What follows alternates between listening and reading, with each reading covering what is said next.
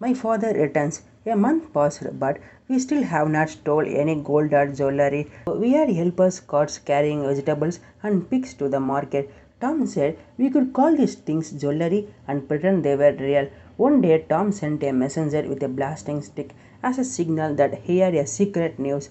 Arab merchants were coming with the camels, elephants, and lot of riches. We lay in wait for them, but it turned out to be the children on a school picnic. We chased the children away but didn't get any money or jewelry, only some donuts and jam. Soon their teacher arrived, which made us drop everything and run. Tom said that we had to believe in magic and they would become hundreds of soldiers, but it did not happen. Finally, we got fed up and broke up the gang. We realized that all these were only stories made up by Tom. In the meantime, I was learning to read and write a little and to say the multiplication tables. When I got bored with school, I used to play hockey. I did get a hiding when I was caught, but I enjoyed that too. I was used to my father's trashing in any case. I was gradually getting used to life with Widow Douglas. One winter day, I saw fresh shoe prints in the snow as I came home to Widow Douglas' house from school. One of the shoes had a cross mark on the heel.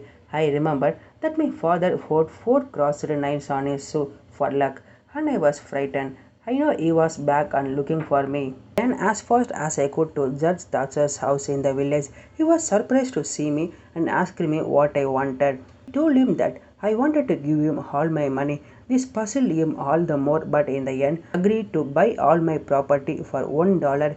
He drew up a paper and I signed it and went off. When I went up to my room, who should I find there but my father? He had climbed in through the window and was lying in wait for me. After the first shock, I realized I was no longer so scared of him. He was about 50 years old and looked his age. His hair and whiskers were long, untidy and dirty, and his face was sickening, ugly white in color. His shoes were torn and so that his toes stuck out from the front, and his hat was battered into. But he was angry. He said, I thought I was a big sort with a fancy clothes and was also able to read and write, so that everyone now would think I was better than him. I told him that Douglas wanted me to learn to dress, study, behave like a civilized human being, hungrier than he was. He said that widow wants to steal my son. Where's the money? He didn't believe me when I said I'd given it to the judge torture. He made me empty my pockets, took away the $1 that I had, and threatened to trash me hard if I went on going to school, then left the way he had come, through the window. I knew my dollar would be spent on whiskey. The next day I went to see Judge Thatcher, made drunken threats to get back the money and started a case in court against him. The trial went very slowly, so I had borrowed some money from the judge now and then to give Pop. Many a time he would get drunk and be thrown into jail.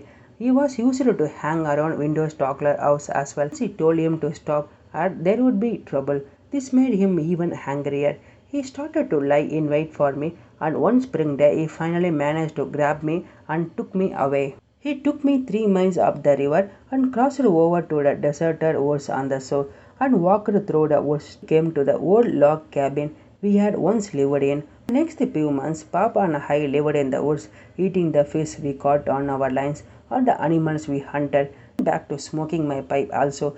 At first, it was fun to go around in a dirty clothes. Dirty clothes have no lessons, wander through the woods.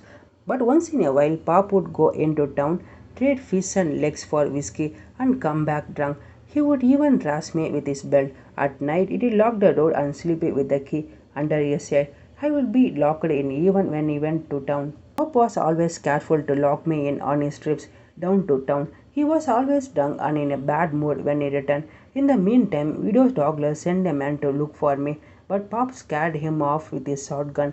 He was angrier than ever and talked of aiding me somewhere else. Beating with his belt also became more frequent.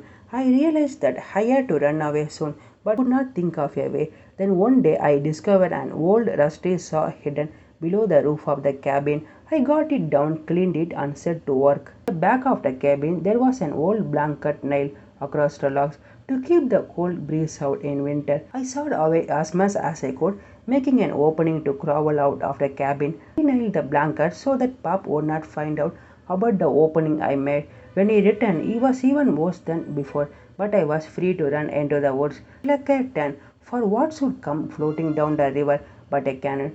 turned upside down. I dragged it ashore and hid it where Pop could not find it. I would make my escape soon, but where was I go? I didn't want to return to school. Miss Watson and Widow Douglas. I also didn't want to be where Pop could catch me again, so I had to plan carefully. Okay guys, thanks for watching.